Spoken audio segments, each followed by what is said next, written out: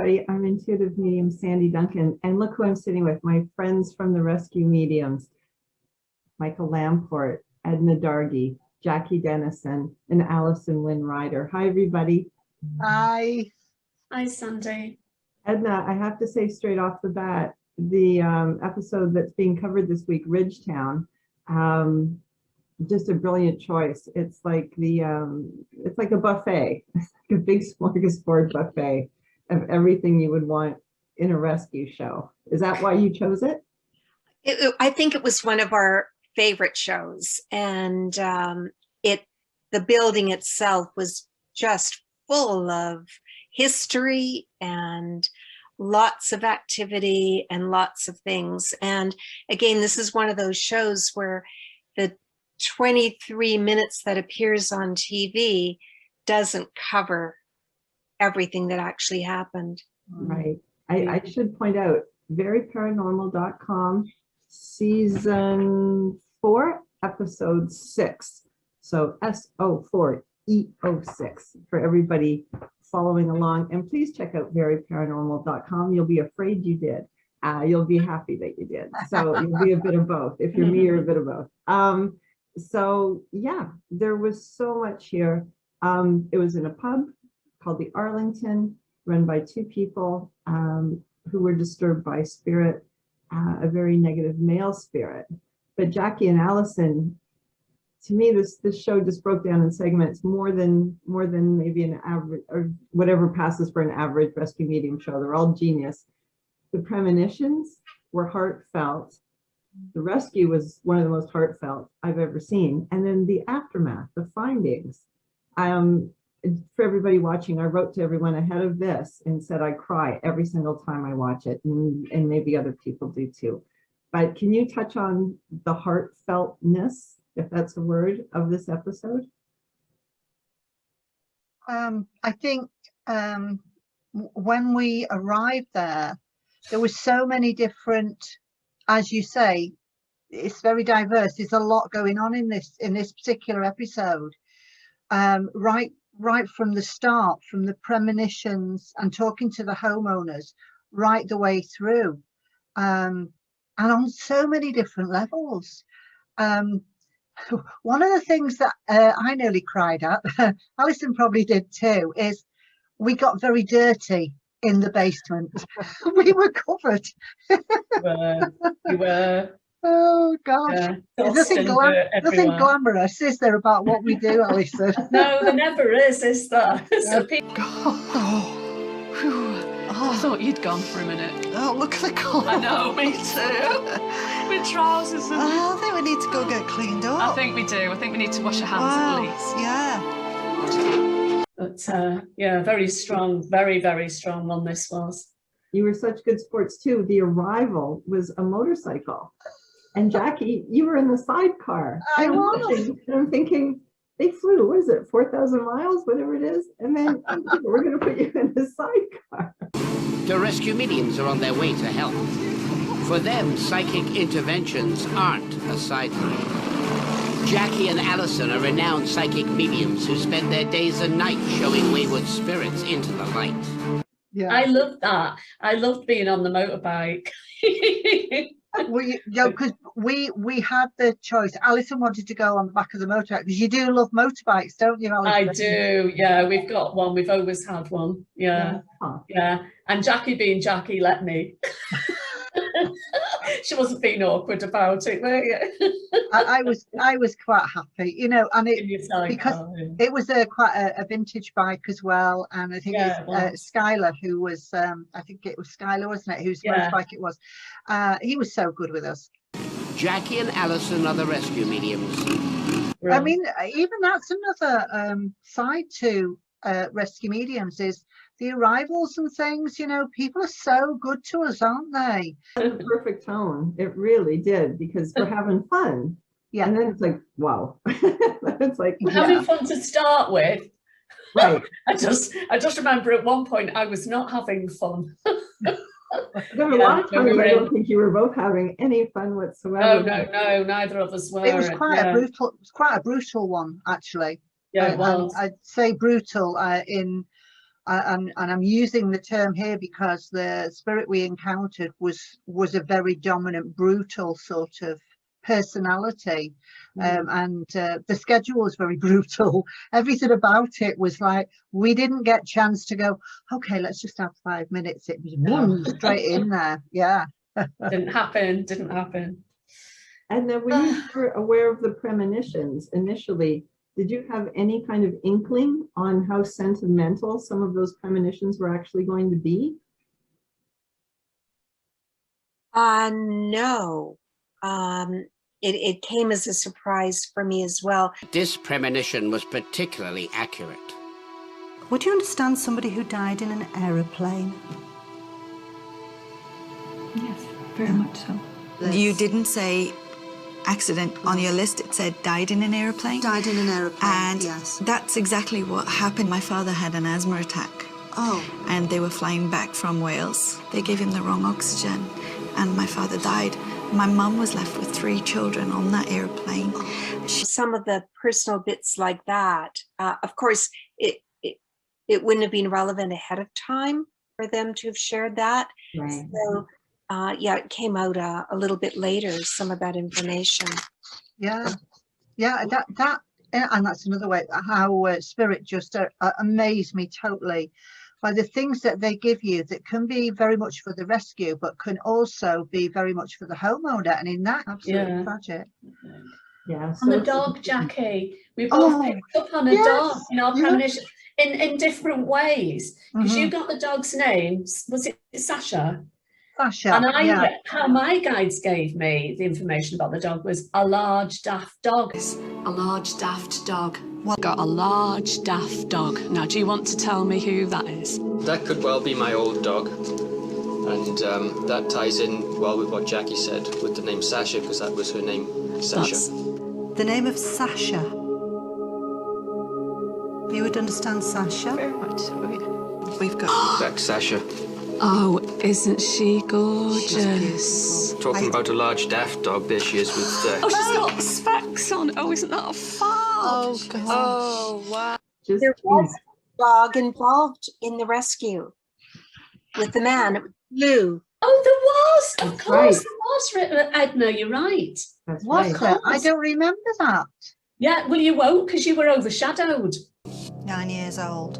And what are you doing? I've got the dog. And where are you? In the fields. And oh my God, that has to be one of the most terrifying for me.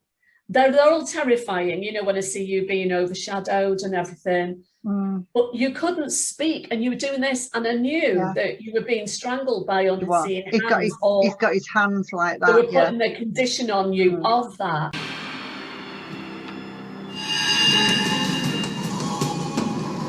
Jackie, are you okay? Jackie,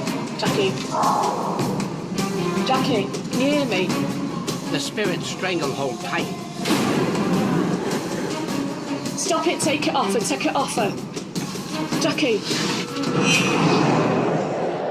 Hand on heart, I didn't know what to do. So I just closed my eyes, asked my guides to come in, and just followed what they were asking me to do. And they said, take him back to happy times. So, Jackie transforms before Alison's eyes. What's your name? David. Okay, David. Where are you? Drinking.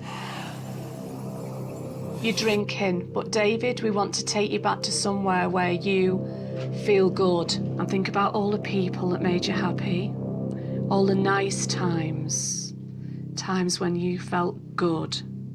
Jackie and Alison transport the spirit to memories of better times. 9 years. Yeah. oh God, really, that was one of I really, really, really needed my wine at the end of the show on that one. I probably necked it in one go. You were headbutted, Jackie, as well. Yes. Yeah. He was very, when I use the word brutal, he was very disrespectful. towards women. He headbutted me, and I think he scratched you as well, Alison, didn't he? Or he pinched my face. Yeah. And then he said, get out, and he was swearing as well. I think they kept some of that in, but took some out. Yeah. Oh, God. What? I feel as though I've just been headbutted. Yeah. That's not nice, is it? No, that's a bit much, that. Back off. He didn't like women in general. Edna, as a woman on the crew on the set, could you feel that? I could witness what was happening to Jackie and Alison, but I didn't feel anything directed towards me personally. Okay. Yeah, and I think that's part of the grounding and protection that we do beforehand. Right. So I wasn't going to be affected. And I think he had a bone to pick with Alison and Jackie as well. Like they were the ones confronting him, so he was going after them. Yeah. Yeah. And he did. He certainly did.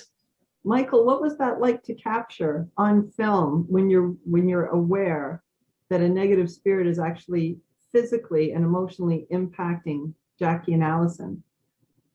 You have to keep your eyes open and your head about you, because you obviously do not want anything to happen to either of them.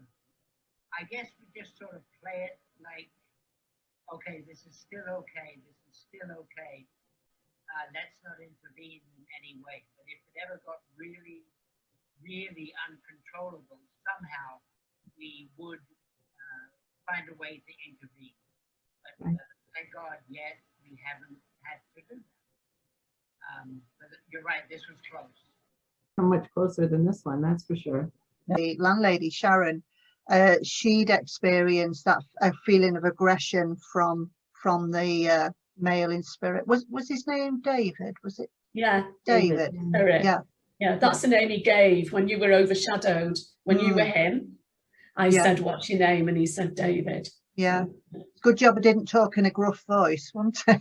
Yeah, well, I was frightened enough, Jackie, so thank God you didn't. Well, do you know what though? The funny thing is, Alison, is you and I both know what it feels like to be overshadowed, because we allow it to happen so we can get the story across. That's it. His overshadowing was so aggressive. I actually felt as though I could feel his anger, and it welled up and it came up from the feet right the way up. And I really felt as though he wanted to tip that table. He wanted to throw that table at you. Someone here already. Listen, I have got so much anger coming in. Okay, it's him, isn't it? I've got so much anger coming in, and I'm actually wanting to just go like tip it. Oh, that's him then. That's the energy. I've got like this sudden one rush of energy. I don't quite remember, but when Mark and his wife, when they bought that place, did they experience anything beforehand? Do you any of us remember? Yes, they did. They experienced quite a bit.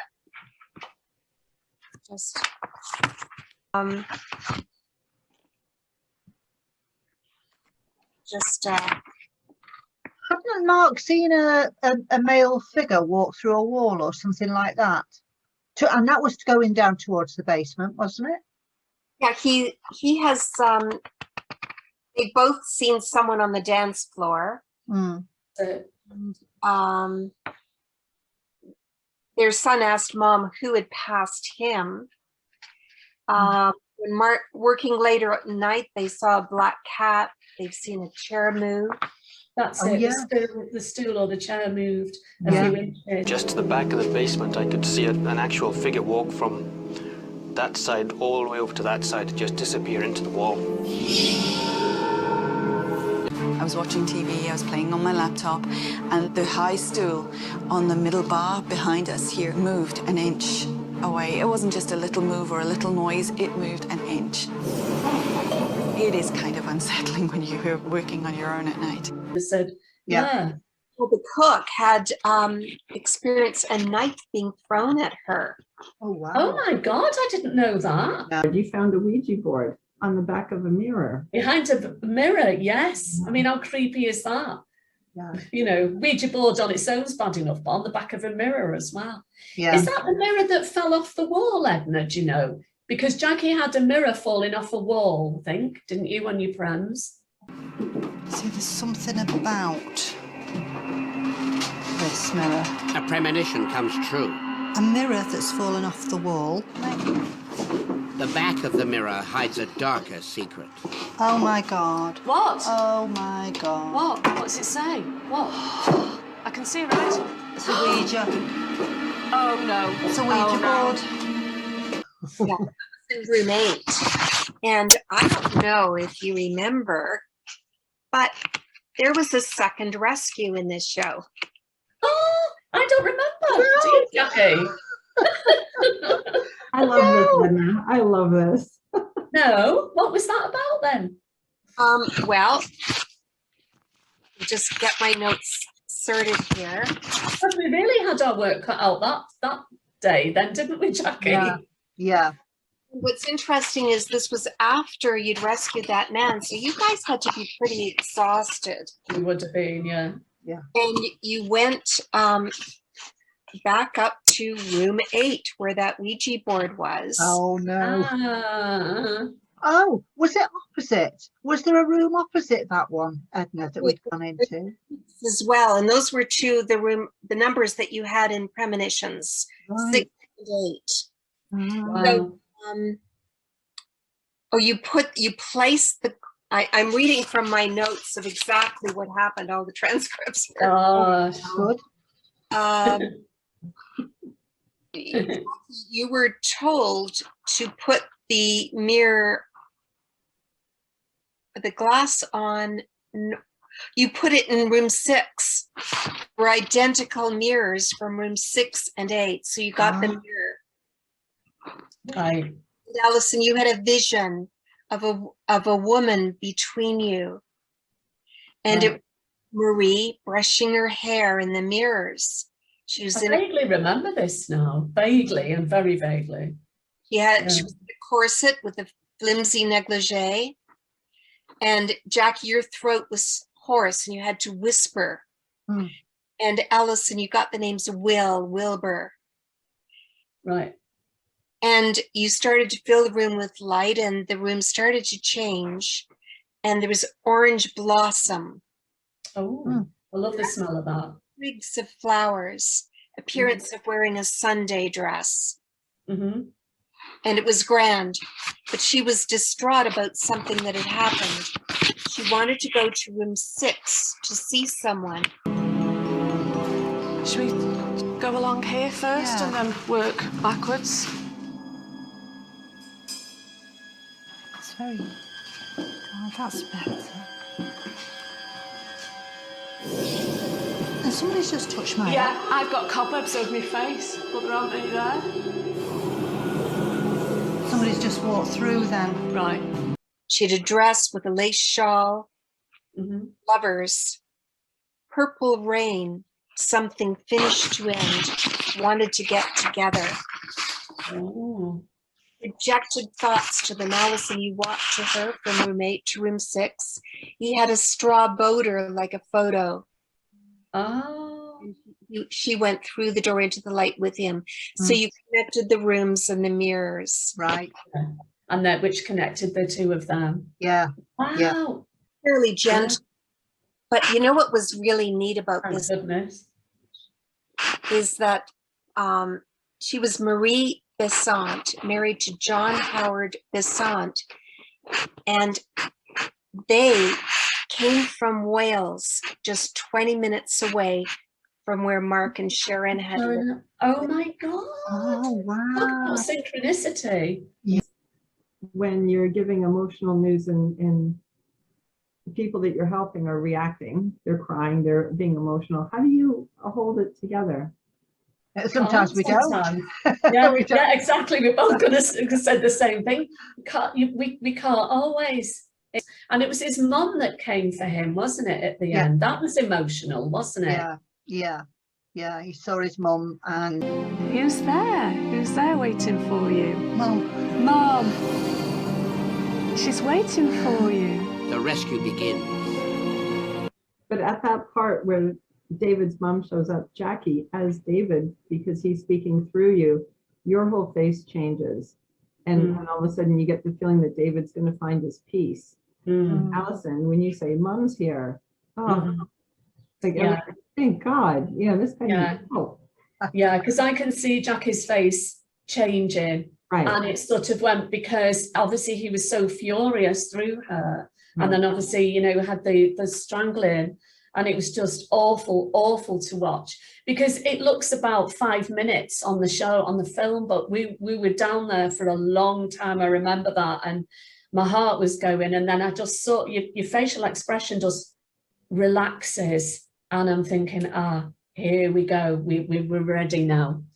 And I wanted to ask, in the research, once you found out that the Arlington was once a burlesque hall and actually had a men's entrance and a women's entrance at one point, was that relief for you because it explained some of the spirit's behavior, or was it just like another part of the puzzle? Probably just part of the puzzle. And the male and female entrances were very common in all pubs and bars. And of course, it had been a strip club at one point as well. So it had such a history, the building. Right. Loose women, loose chains, loose women. Yeah, loose women. And the women, you've heard the expression loose change, but loose women. Okay. I've just got get out. Really? Well, he's going to have to make us get out. Like that type one, I've gone all funny, I've got like shivers down the spine now. I can feel him here, Jackie, behind me. Why does he want us to get out? Ask him. It's not a place for women, he said. Yeah, well, this one really had it all, but that's a good point, Michael. So, Edna, when we were doing that particular episode, that's one that, you've got all this information that you've prepared in advance of the building. It's loaded with history here, but really the rescues, or one of the rescues that took place, really wasn't it was more connected to what happened to David, wasn't it, rather than someone who really connected to the actual building. That's right. And that often I'm prepared for anything. Yeah. There was in 1903, there was a smallpox epidemic, and they quarantined people with smallpox in the hotel. So waiting to see, okay, maybe that'll come out as a rescue in some way. But it didn't. Yeah. And we had a cheer at the bar there, didn't we? Did we have a cheers there? Yeah. The tavern now cleansed of the darker spirits, the rescue mediums see no reason not to use the bar for its intended purpose. Oh, thank you, Sharon. At first I thought we were going to get into a fight, didn't you? Well, that's a bit strange, really, when you think about it, because when you're coming into the town, you see the sign, it says, "Welcome to Ridgetown." It's the friendliest place in Ontario. Yeah, but that's okay for the living. You've got to watch out for the dead. You certainly have. Cheers. You remarked that Ridgetown is the friendliest place in Ontario, but you have to be careful of that. Yes. Yeah, that was definitely one. They're all Michaels, or most of them are Michaels, so that was definitely one. Yeah, because it was just like, really? And with that in mind, shall we do a cheers right now, folks? Yes. Thank you so much. Always a pleasure. Learned so much from this one. Edna, thank you. That was a great cheers. Cheers, everyone. Cheers. Thanks, everyone.